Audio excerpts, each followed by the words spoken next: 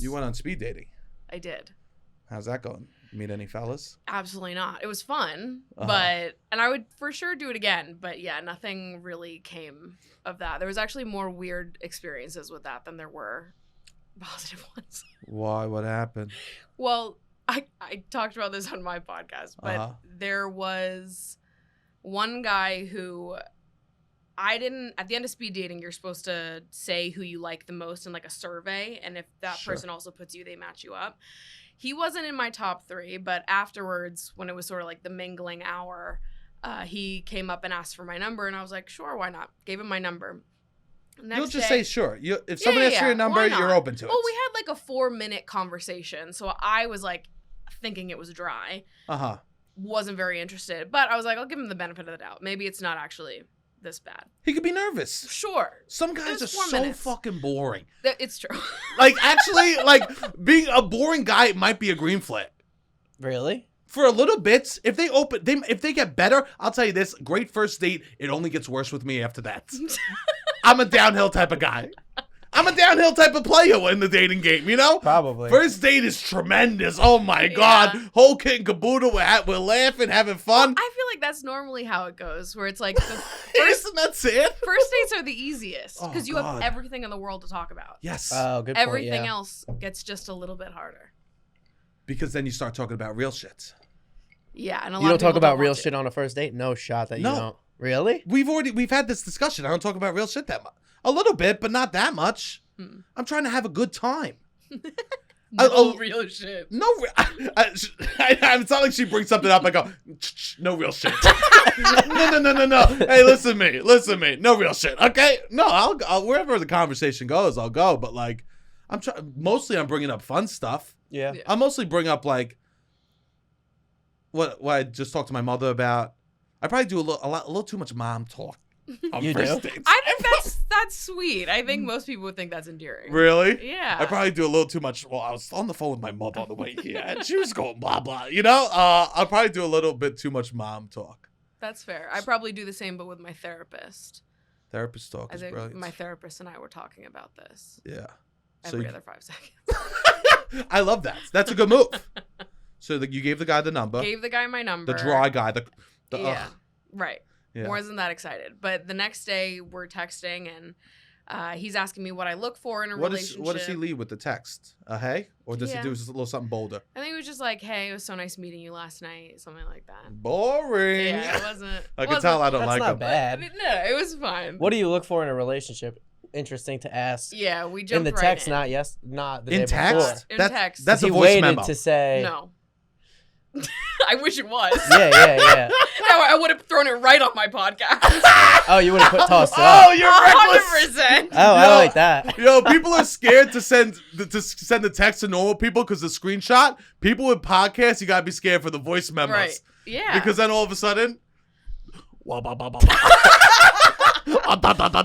start playing it in. Oh my God. So asks me what it is that I look for in a relationship. I give him like my normal spiel. Normal person things. Yeah. Quick. I've said it in probably like 4 sentences. I wasn't going in depth here. Can we get it? Yeah, what is it? I want to know what normal person you don't need to things be. are, I know. Because mine might not be normal. Yeah, please. No, I'm pretty sure I just said that. I mean, I can pull it up. Pull it up. I forget what what are we doing? Sleepover vibes. Honest. Also, I like your nails. Thank you. I love that color of purple. I wear it a lot, and it fits my shirt. Both of her nail colors are on my shirt. I like them. He's from Jersey. I'm from Staten Island, so we both love nails a little too much. We both have a little bit of that trash in us. I had a piano teacher who wore acrylics. Let's just say so. Didn't learn much. Loved her though.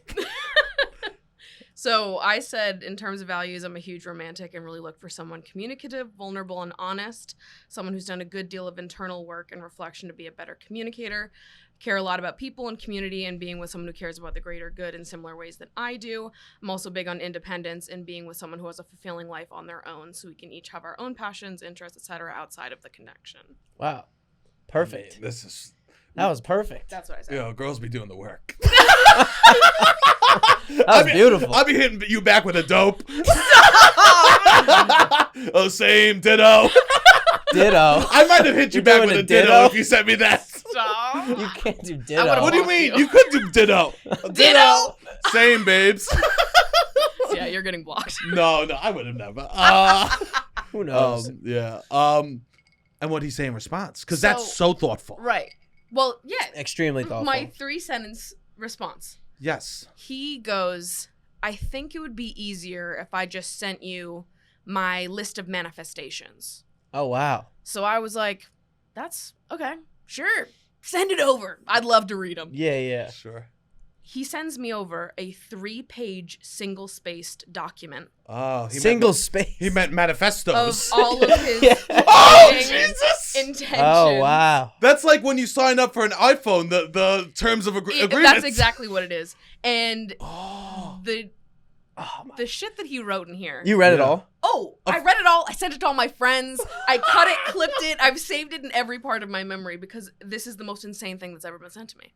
Jesus. Is there a highlights? Oh, well, I think one of my big highlights of the whole thing was in like the first paragraph. He says that he wants a slim, fit woman with big boobs and a big butt. No way. And I was like, what? You met me in person. Do I look slim to you? I was like, you are going to tailor this like a cover letter, like to each woman you're sending this to, like just tweak it a little bit so that I fit the intentions. I was like, all right. Well. I want a girl that lives in Peru. I was like, I already don't meet the criteria. Yeah, We're in paragraph 1. Wow. He goes way off the deep end as he goes farther in, though. He says that he doesn't want a woman with any trauma or baggage, no mental illnesses.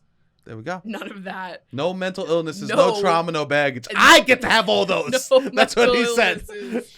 Wow. And then, and the other weird shit, like he wants to smell his girlfriend every night before bed.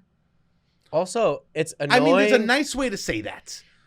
To someone you've known for longer than 4 minutes. Oh, yes, I forgot about that aspect.